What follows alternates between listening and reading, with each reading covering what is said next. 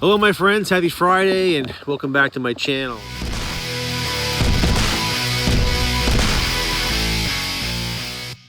I'm doing things a little bit backwards today. I've already completed my workout and I'm sitting here in my backyard doing the intro. We only have pretty much exactly 60 minutes at the gym to get our workout in. So when you factor in things like warm-ups and setup and tear down and rest, it doesn't give you a whole lot of time to get a good workout in, let alone set up a camera and try and video and do some talking at the same time. I have a question that I want to pose to my subscribers, anybody who's new to this channel. And that question is, do you challenge yourself at the gym? And I don't just mean in terms of progressive overload and adding more weight and more reps. What I'm referring to is, do you challenge yourself athletically? Okay, or have you been running the same program for a while now and things have gotten stagnant?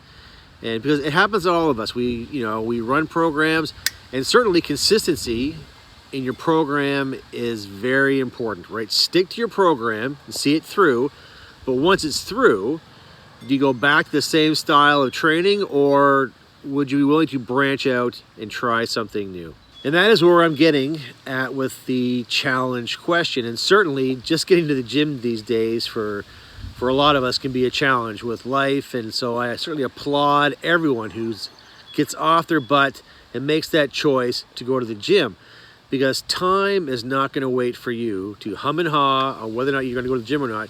You have to make the time. But once you're there, do you find yourself just going through the motions sometimes? It's important to keep your workouts fun. And that way you don't lose the intensity. And what happens if you lose that intensity? You can get bored. And if you get bored, then you can stop going. And we don't want that. And your future self doesn't want that either. So stick around for this video and hopefully I can challenge you to challenge yourself. Anyone who is familiar with my channel knows I'm a big fan of the muscle snatch. If you are someone who has difficulty with that third pull in the snatch lift or with the lockout, this lift will definitely help. Or if you're at the gym and you're not sure what to do, but you want a lift that will help build explosive power and strength and athleticism, the muscle snatch is a great one to add to your routine. There are a few key points though that I feel you must adhere to. First, a controlled pull off the floor. Then you accelerate the bar once it passes your knees, fully extend the hips, and finishing with an aggressive upper body lockout. Now, one thing that I feel that people get wrong a lot of the time is their elbow drops below their shoulder and the lockout turns into a press. Finish as a press. And I just used Chris Thibodeau of T-Nation, who is a well-known coach and author, to illustrate what not to do. If you're using the muscle snatch to help you with that third pull and lockout in the snatch lift, then in the snatch, your elbow never drops below your shoulder. It is not a press. This is predominantly an upper body lift, and you want to maintain constant tension all the way to lockout.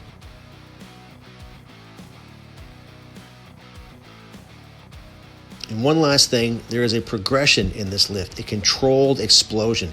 It is not simply a grip it and rip it. If you want a very challenging but fun lift that will tax your upper back and your core, try this variation on the front squat, zombie squats, or they've also been called Frankenstein squats. And in this variation, you can see very quickly that your arms are fully extended outward. I'm a huge fan of front squats, any variation. I think they have more athletic carryover than back squats, even though some channels will say that front squats are... I should say this is only the second time that I've done zombie squats, so I'm still learning and growing as a lifter, and I try to leave my belt off as much as possible. So after an easy 250, I went to 265 and found out where my beltless limit was. But it's all good, it's all part of the process. And on to incline. I won't spend too much time on incline bench press. I kept the weight light. I was feeling it after the last two movements. But all that I'll say is that you want that nice right angle with your forearm and your elbow. You don't want your elbows flared out, and I pull in my shoulder blades when I'm benching. Now, besides calf raises, I don't use the Smith machine for much of anything. I don't like it. I think it's important to have those little body corrections when you're lifting. But one thing that I've incorporated in my training for a long time are bench throws. This is a great lift if you want to build some explosive power, get past sticking points. Push that bar as high as you can and get that follow through. Use your whole body, and when it's no longer explosive, that's when you're done. Okay, my friends, that is it. If you like this video, give me a like and a comment. If you loved this video, subscribe to this channel. And if you take one thing away from this video, and I hope you watch the whole video, it's this: challenge yourself in your workouts. Things that have learning curves are worth doing. Things that are difficult are worth doing. You can learn how to leg press in about 2 minutes. You can learn how to do a leg extension in 2 minutes. Those are not difficult. I'm not saying don't do them, but do them as accessories. Do the difficult lifts. You'll get the most benefit. Build some athleticism.